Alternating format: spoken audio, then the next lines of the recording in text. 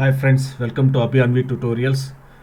Today we'll see how to remove specific row in Power BI query table using the Power Query. Okay, so if you see in Power Query, so we are in Power Query now. I loaded the fruits table here. So I want to remove the fruit guava. Okay, third one. So if you see in remove rows, what we have: remove top rows, remove bottom rows, alternate rows, duplicates, blanks, and errors. But we don't have any facility to remove the specific row. Here it is a third row, so we don't have any specific option in the GUI to tell us to remove the third row, specific row. So for that, what we'll do is we'll use the M language table dot remove rows option is there.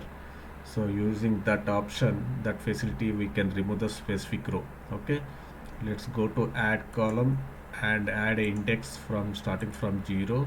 Okay guys, then let's go to advanced editor. Okay, so this is M language. So here we'll write a simple code to remove the specific row.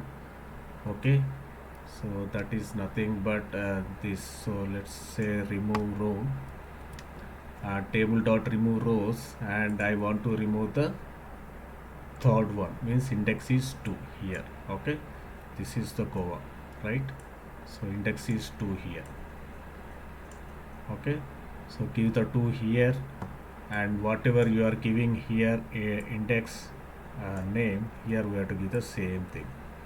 This is the format of M language. Okay guys, now click OK and see the output. So Goa is gone.